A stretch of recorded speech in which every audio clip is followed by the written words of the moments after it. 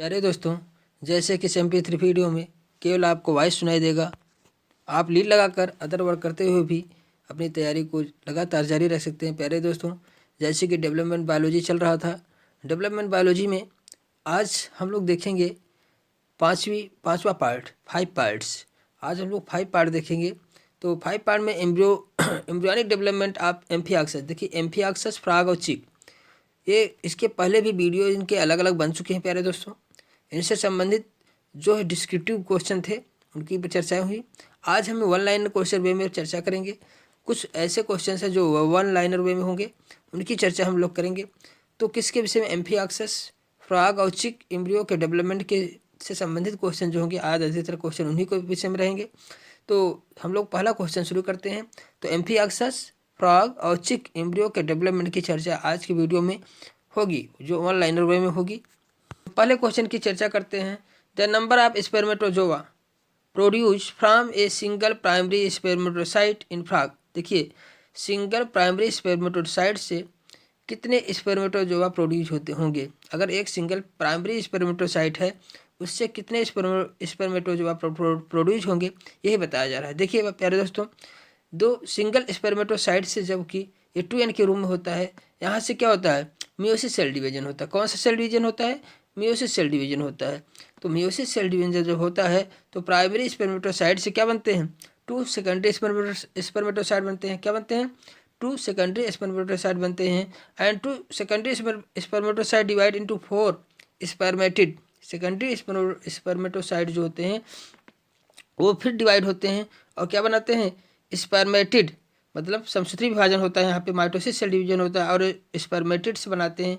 Each spermatid produce a single spermatozoa, और प्रत्येक spermatid जो डेवलप होकर क्या बनाता है? सिंगल स्पर्मेटोजोआ बनाता है। और इस प्रकार से 4 स्पर्मेटोजोआ का फॉर्मेशन होता है। अगर आपसे कहा जाए कि एक प्राइमरी स्पर्मेटोसाइट से कितने कितने जो होता है स्पर्मेटोजोआ प्रोड्यूस होंगे, तो 4 होंगे। कितने होंगे? 4 बनेंगे। इनसे 4 बनेंगे। अगले क्वेश्चन की बात हो हम लोग करते हैं। Formation of primitive stick in chick embryo is the first sign of. देखिए क्या कह रहा है? Formation of primitive stick, formation of primitive stick in chick embryo, चिक के एम्ब्रियो में प्रिमिटिव स्टिक जो बनता है, इज द फर्स्ट साइन, किसका किस समय बनता है? किसके समय बनता है? चूजे के भ्रूण में प्राथमिक स्टिक जब के निर्माण ग्रेस्टुलेशन के प्राथमिक चिन्ह, प्राथमिक फर्स्ट साइन है। अगर ग्रेस्टुलेशन जैसे ही बनने लगता है उसी समय प्रिमिटिव स्टिक का फॉर्मेशन होता है। तो वही कह रहा है, formation of primitive stick in chick embryo is the first sign. किसका फर्स्ट साइन है? ग्रेस्टुलेशन का। ग्रेस्टुलेशन के समय ही जो इनका जो है, इनमें जो होता है प्रिमिटिव स्टिक का निर्माण शुरू होता है। तो यही कह रहा है, फर्स्ट साइन किसमें प्रदर्शित होता है? तो ग्रेस्टुलेशन के समय प्रदर्शित होता है। प्रिमिटिव स्टिक का फॉर्मेशन चिक एम्ब्रियो में जो होता है, बनता है, स्टार्ट होता है या शुरू होता है प्रिमिटिव स्टिक का। तो साइन होता है, कुछ भी बोला जा सकता है। साइन मतलब चिन्ह बनता है, मतलब स्टार्ट होता है किस समय? ग्रेस्टुलेशन के समय। तो प्रिमिटिव स्टिक का निर्माण चिक एम्ब्रियो में कब स्टार्ट होता है? ग्रेस्टुलेशन के समय। कब साइन होता है? साइन मतलब कब स्टार्ट होता है? ग्रेस्टुलेशन के समय। तो प्राथमिक स्टिक का संपूर्ण निर्माण में 16 घंटे का समय लगता है। प्यारे दोस्तों, ग्रेस्टुलेशन के समय स्टार्ट होता है, लेकिन अगर संपूर्ण स्टिक का निर्माण, संपूर्ण प्रिमिटिव स्टिक का निर्माण देखा जाए तो 16 घंटे का समय लगता है। कितने घंटे का? 16 घंटे का समय लगता है। प्यारे दोस्तों, ये क्वेश्चन वेरी इंपॉर्टेंट है कि प्रिमिटिव स्टिक का साइन जो होता है, चिन्ह, कब आता है? ग्रेस्टुलेशन के समय। बार बार क्वेश्चन ये पूछा जाता है। मोस्ट इंपॉर्टेंट क्वेश्चन है प्यारे दोस्तों, इंपॉर्टेंट क्वेश्चन की कड़ी है प्यारे दोस्तों। अब हम लोग देखते हैं डेवलपमेंट बायोलॉजी में बहुत से इतने इंपॉर्टेंट क्वेश्चन हैं कि आपकी तैयारी के लिए बहुत अनिवार्य रूप से क्वेश्चन जरूरी है। प्यारे दोस्तों, पूरे वीडियो को देखें और वीडियो को लाइक कर दें। चैनल को अगर सब्सक्राइब नहीं किया तो इसको सब्सक्राइब कर दें। तो अगले क्वेश्चन की बात हम लोग चलते हैं। अगला क्वेश्चन है, इम्बोली अगर इन एम्फियाक्सस डेवलपमेंट ड्यूरिंग इम्बोली आप जानते हैं, ग्रेस्टुलेशन और ब्लास्टुला लेयर की फॉर्मेशन होना ही क्या कहलाता है? उनमें इन्वर्जन होना ही क्या कहलाता है? इम्बोली कहलाता है। तो क्या कह रहा है? एम्फियाक्सस के वर्धन में के अंतर्गत क्रिया किसके मध्य होती है? एम्फियाक्सन का जो डेवलपमेंट होता है, तो डेवलपमेंट होने के समय इम्बोली जो क्रिया होती है किसके मध्य होती है? इम्बोली जो क्रिया होती है वह किसके मध्य होती है? इम्बोली का मतलब होता है अंतर्वलन। इम्बोली का मतलब होता है अंतर्वलन की क्रिया किसके मध्य होती है, तो इम्बोली की क्रिया किसके मध्य होती है, तो ग्रेस्टुलेशन के समय। देखिए ग्रेस्टुलेशन कैसे इम्बोली की प्रक्रिया होती है, ये ग्रेस्टुलेशन के समय इम्बोली की प्रक्रिया होती है। अगले क्वेश्चन की बात हम लोग करते हैं। मार्फोजेनेसिस स्टार्ट विथ, मार्फोजेनेसिस प्रारंभ होती है, मार्फोजेनेसिस स्टार्ट होती है, कब होती है, किस समय होती है, ग्रेस्टुलेशन के समय होती है। मार्फोजेनेसिस ग्रेस्टुलेशन की अवस्था में प्रारंभ होती है। और अगर हम इनकी चर्चा ग्रेस्टुलेशन में देख लें कि ग्रेस्टुलेशन में क्या क्या चीज़ घटित होती है, तो इसकी चर्चा हम लोग कर लेते हैं। ब्लास्टोसिस्ट की, देखिए ब्लास्टोसिस्ट की भीतरी कोशिका संतत एम्ब्रियोनम, घुंडी की कोशिकाओं में 3 जनन स्तर वाले भ्रूण के बनने की क्रिया को ग्रेस्टुलेशन कहते हैं। ब्लास्टोसिस्ट की भीतरी कोशिका संतत एम्ब्रियोनल घुंडी की कोशिकाओं से 3 जनन स्तर वाले भ्रूण के बनने की क्रिया को ग्रेस्टुलेशन कहते हैं। इसमें 3 जनन स्तर वाले भ्रूण की जनन स्तर वाले भ्रूण को ग्रेस्टुला कहते हैं। संरचना विकास में गतियाँ, ग्रेस्टुलेशन में एम्ब्रियोनल घुंडी की कुछ कोशिकाएं अपने पूरा स्थान में विस्थापित होकर उन स्थानों पर पहुँचती है जहाँ भविष्य में उनसे अलग अलग अंगों का वर्धन होता है। देखिए क्या होता है, ग्रेस्टुलेशन जब होता है उसमें एम्ब्रियोनल घुंडी की कुछ कोशिकाएं जो होती है अपने पूरा स्थान से विकसित होकर उन स्थानों पर पहुँचते हैं जहाँ पर भविष्य उनके अलग अलग अंगों का निर्माण होता है। एम्ब्रियोनल घुंडी के भीतर कोशिका संतत की कोशिकाओं के विस्थापन एवं पुनर्विन्यास की क्रियाओं के संरचना विकास गतियाँ मार्फोजेनेसिस मूवमेंट अथवा निर्माण गतियाँ कहते हैं।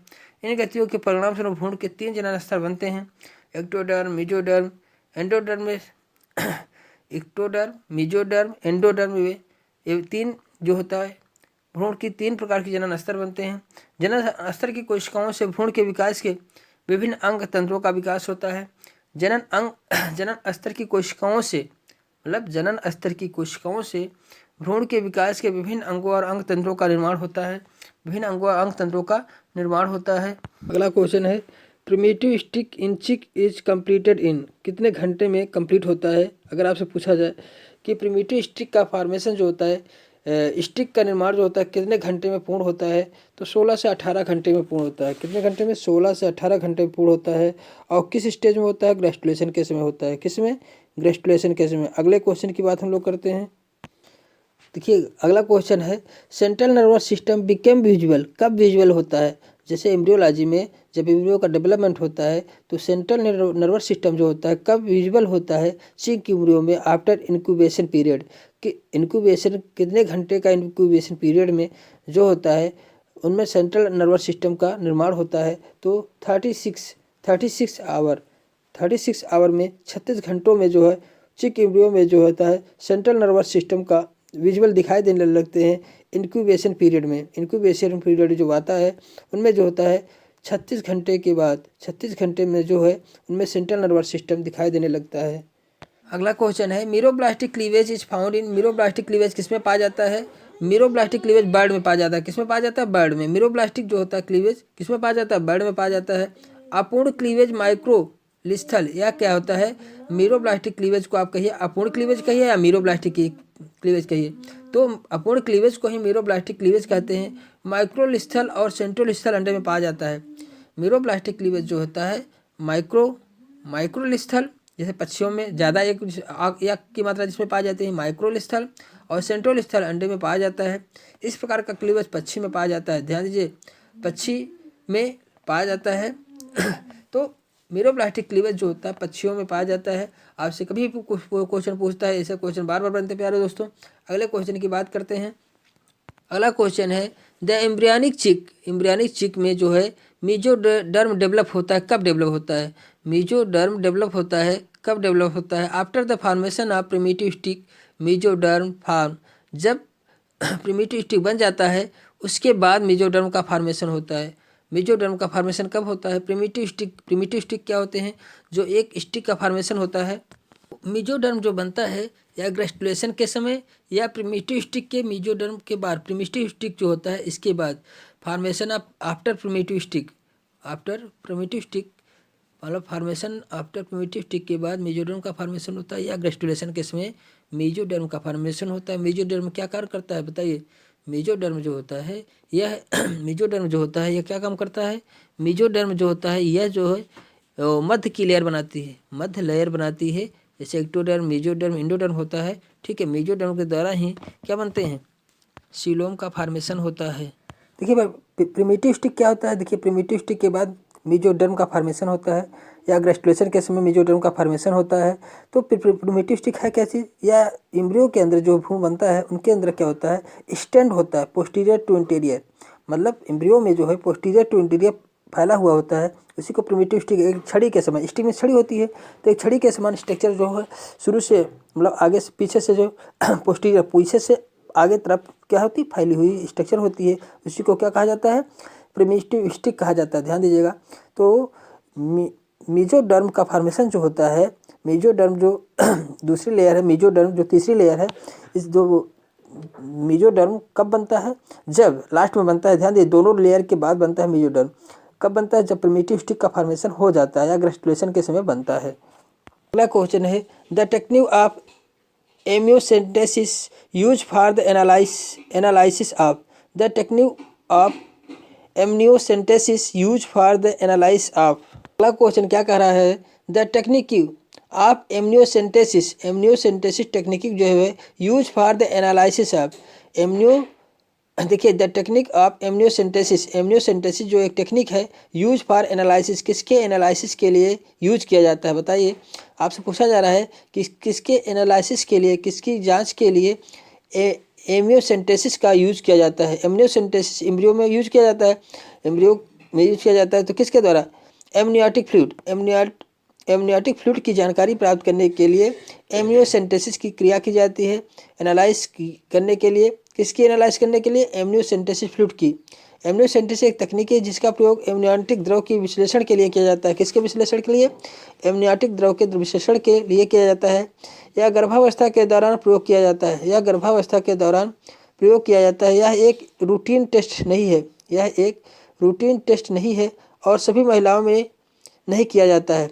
यह सभी महिलाओं में जो एमनियोसेंटेसिस की जांच जो होती है सभी महिलाओं में नहीं किया जाता, केवल विशेष कंडीशन में इसे करवाने के लिए डॉक्टर बोलते हैं।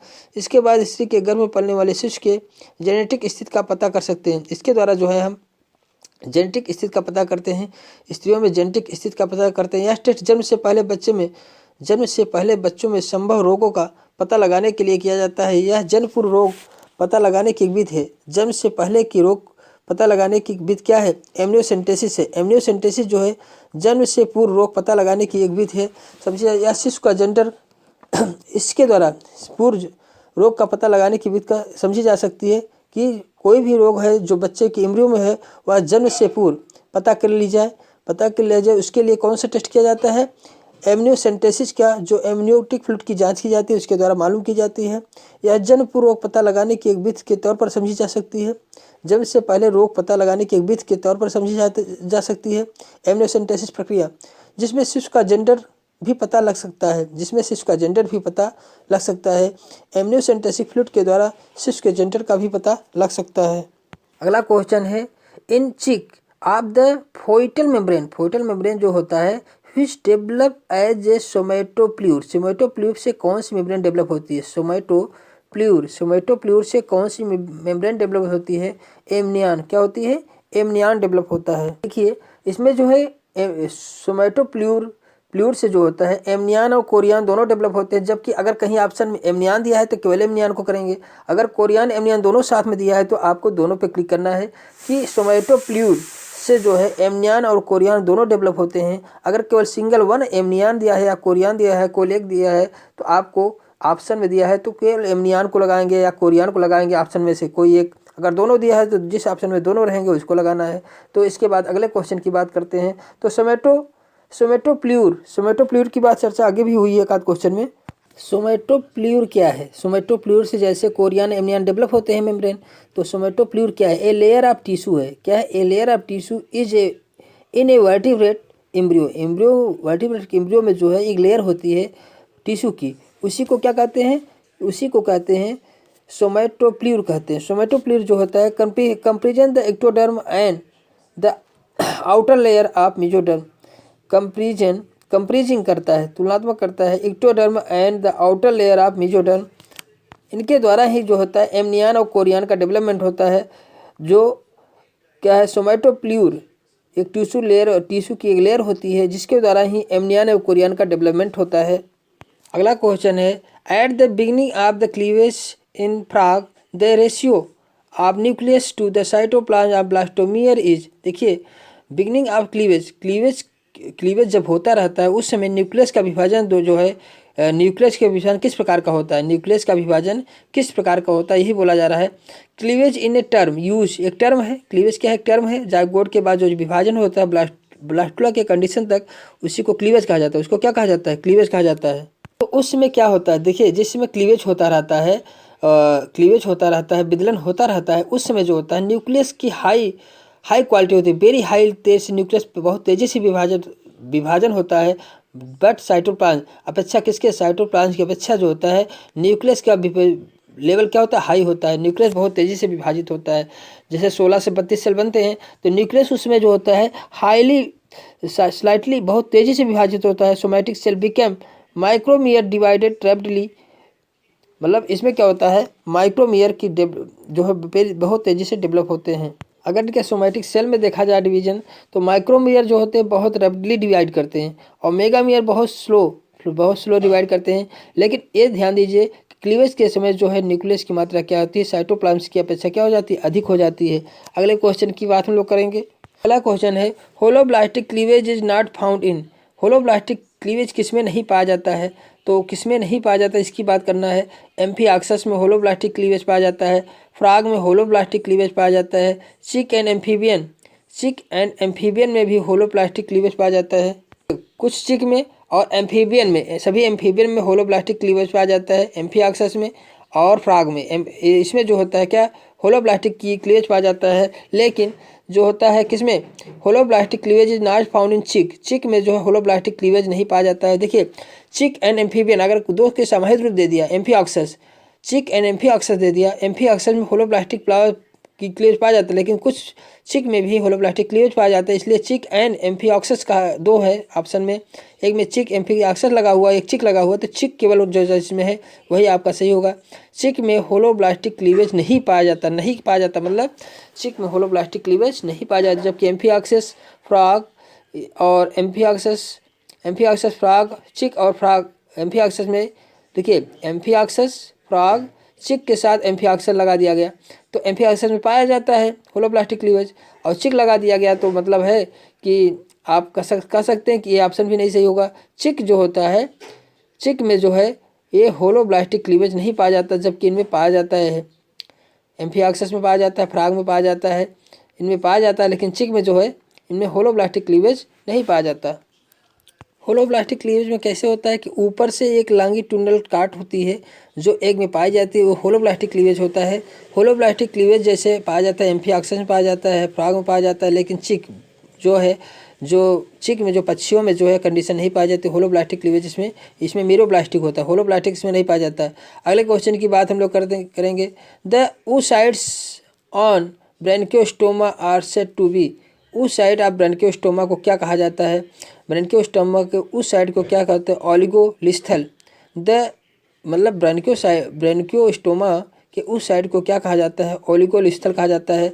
The oocytes of branchiostoma are said to be oligolecithal or microlecithal. ठीक है, ओलिगोलिस्थल कहेंगे या माइक्रोलिस्थल कहते हैं, ओलिगोलिस्थल कहते हैं या माइक्रोलिस्थल कहते हैं। मतलब एक की मात्रा जो है इसमें क्या होती है, बहुत कम है, माइक्रोलिस्थल या ओलिगोलिस्थल कहते हैं। अगले क्वेश्चन की बात हम लोग करेंगे। माइक्रोलिस्थल या ओलिगोलिस्थल मतलब क्या होता है जानते हैं। माइक्रोलिस्थल मतलब बहुत कम मात्रा, स्मॉल अमाउंट ऑफ याक, मतलब याक की मात्रा जो होती है बहुत कम मात्रा में पाई जाए, याक की मात्रा इनमें क्या है, बहुत कम मात्रा में पाई जाती है। इसे माइक्रोलिस्थल या ओलिगोलिस्थल एक कहते हैं।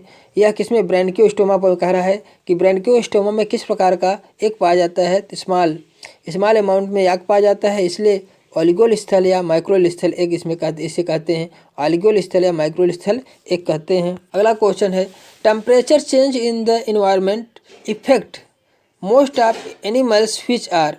टेम्परेचर चेंज जब होता है इन्वायरमेंट का तो अधिकतर जंतुओं को जो है तापमान बदलाव से बहुत जंतुओं पर प्रभाव पड़ता है, तो किन जंतुओं पर क्या प्रभाव पड़ता है, तो जिनमें प्रभाव पड़ता है उन जंतु को क्या कहा जाता है। अगर वातावरण बदल रहा है, पर्यावरण बदल रहा है, उनका तापमान बदलाव हो रहा है, अगर इन जंतुओं में प्रभाव पड़ता है, उसका प्रभाव पड़ता है, तो उन जंतुओं को हम क्या कहेंगे? पोकिलोथर्मिक कहेंगे, असमतापी कहेंगे। उन्हें हम क्या कहेंगे? पोकिलोथर्मिक कहेंगे। होमोथर्मिक में क्या होता है? समतापी होते हैं। पोकिलोथर्मिक में क्या होते हैं? कैसे इंडिविजुअल आते हैं? जिसमें तापमान जो टेम्परेचर के आधार पर बदलता रहे, उसे असमतापी कहेंगे। पर्यावरण में तापमान बदलाव से बहुत असमतापी जंतु पर प्रभाव पड़ता है। इन जीवों का दैहिक ताप पर्यावरणीय ताप के साथ घटता बढ़ता रहता है। इनका दैहिक ताप जो प्रतिदिन का ताप जो होता है, क्या होता है? पर्यावरण के ताप के अनुसार घटता बढ़ता रहता है। ये असमतापी जीव होते हैं। जबकि ऐसे प्राणी जो अपने शरीर का तापमान नियत रखते हैं, उन्हें समतापी जीव कहते हैं। जैसे आपका बर्ड्स आ जाते हैं, मेमल्स आ जाते हैं, ठीक है, ये समतापी होते हैं। जबकि अदर और भी जंतु क्या होते हैं? असमतापी होते हैं। अगला क्वेश्चन है, न्यूक्लिएटेड आरबीसी, न्यूक्लिएटेड लाल रक्त कणिक कोशिकाएं पाई जाती हैं। लाल रक्त कोशिकाएं किसमें पाई जाती हैं? जिसमें न्यूक्लियस प्रेजेंट होता है। तो जिसमें न्यूक्लियस प्रेजेंट होता है उसमें लाल रक्त कणिकाएं किसमें पाई जाती हैं? देखिए, लाल रक्त कणिकाएं जैसे रैट, चूहा है, रैबिट है, मैन है, फ्रॉग है, तो किन में पाया जाता है? लाल रक्त कणिकाएं कोशिकाएं होती हैं, किसमें होती हैं? देखिए, न्यूक्लिएटेड लाल रक्त कोशिकाएं स्तनधारियों जैसे ऊंट और लामा को छोड़कर नहीं पाई जाती है। ऊंट और लामा में न्यूक्लिएटेड आरबीसी पाई जाती है। जबकि अन्य जो स्तनधारी जंतु हैं उनमें जो है नहीं पाई जाती है। लेकिन अतः मेढक में न्यूक्लिएटेड लाल रक्त कोशिकाएं, मेढक में कैसे? मेढक में जो है न्यूक्लिएटेड लाल रक्त कोशिकाएं पाई जाती है। मेढक में क्या होता है? अगला क्वेश्चन है, human fertilize take place in, मनुष्य में निषेचन होता है फैलोपियन ट्यूब में। मनुष्य में कहाँ निषेचन होता है? फैलोपियन ट्यूब में। अगले क्वेश्चन की बात हम लोग करते हैं, गैमेटोजेनेसिस इज फॉर्म ड्यूरिंग, युग्मक जनन होता है, युग्मक जनन होता है कब होता है? एम्ब्रियोजेनेसिस, गैमेटोजेनेसिस फॉर्म ड्यूरिंग, युग्मक जनक होता है एम्ब्रियोजेनेसिस के समय। एम्ब्रियोजेनेसिस के समय जब भ्रूण बनता रहता है उसी दौरान युग्मक गैमेट का फॉर्मेशन होता है। निषेचन के समय, निषेचन के लगभग 1 घंटे बाद जायगोट का विदलन प्रारंभ हो जाता है और चौथे दिन ही समाप्त।